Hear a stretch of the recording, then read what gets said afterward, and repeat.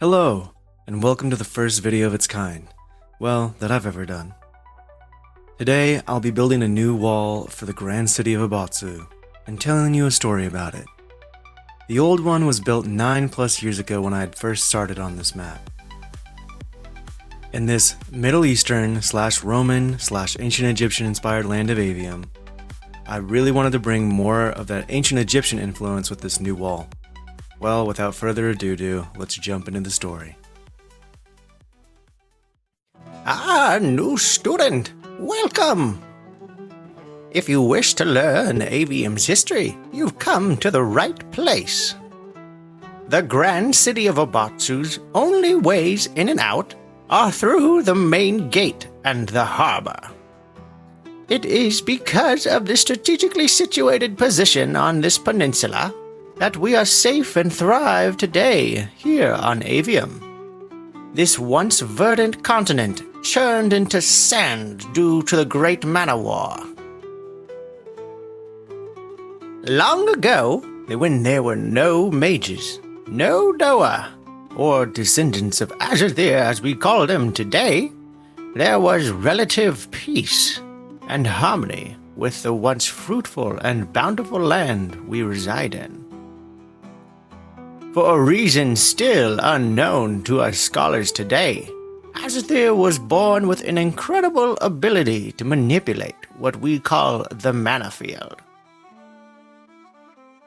In fact, in 6 years, it will have been 1,000 since his birth, and 500 since the Mana War's ending, as well as the building of our Great Wall.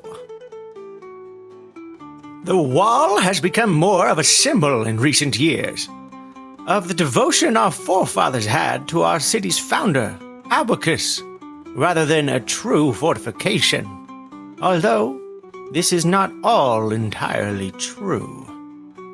Built at the end of the Mana War in the year 717, it was an undertaking unlike any other. Aobotsan was originally opposed to the wall. He stated the Mana Wars were done, and that a treaty between him and his only remaining brother, Tyricus, would not be broken so long as he lived. He was not going to stop his people, however. He was different from his brothers in that way. They wished to build, and build they did. With the help of Aobotsan's descendants, although not as powerful as he, made the process simpler with their ability to quarry and move large stones with relative ease. Still, the wall's construction was not without challenges. The heat of the avian sun bore down on the laborers, and the sandstorms that swept the peninsula often delayed their progress. Aobotsan refused to help because he knew what would become of it, the symbol it would become for his brother. His people did not understand his foresight, however, as they were clouded in a frenzy of fear and distrust. The wall, completed in haste, only took 7 full season cycles, or years. Tyricus, though bound by the treaty, saw its construction as an act of defiance. Rumors spread that he began amassing a force in the northern desert of Astir.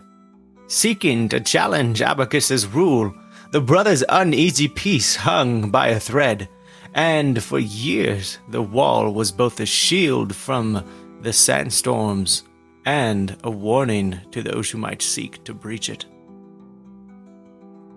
Years passed.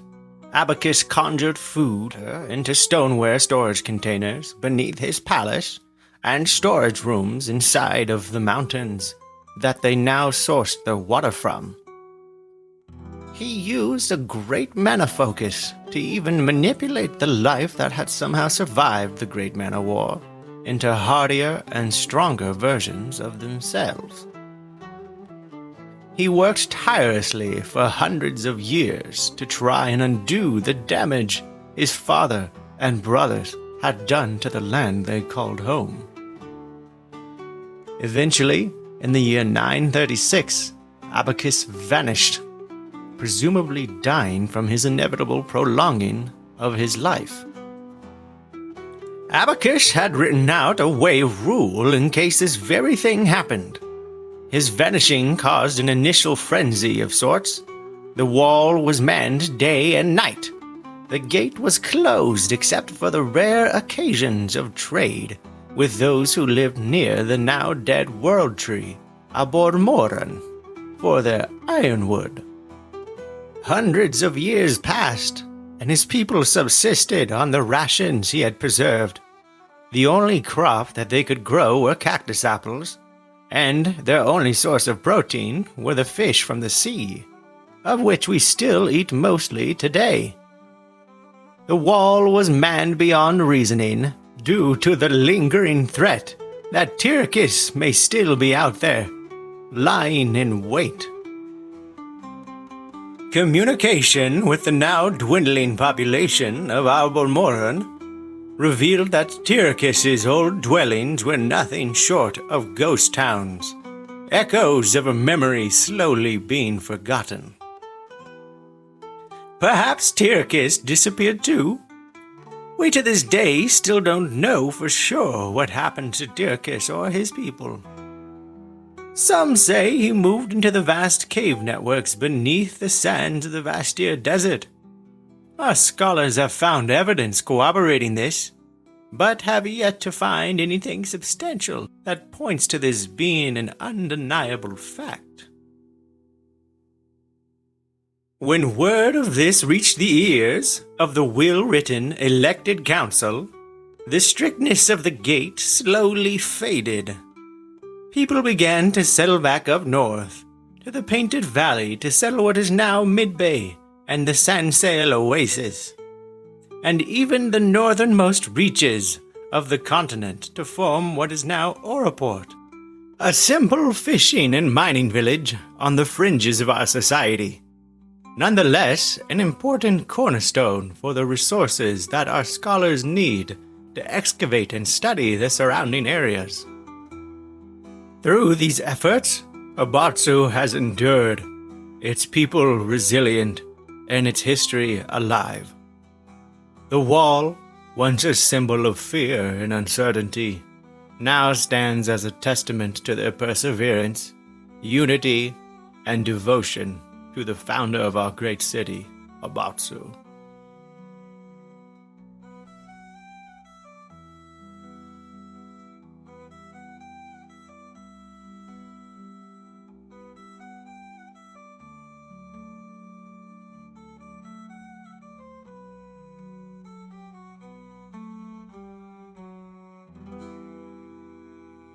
Hey everyone, thanks again for watching or listening or both. And we here at the Avon team would really appreciate a like and subscribe. I know it's really cheesy, but it does mean a lot. Thank you.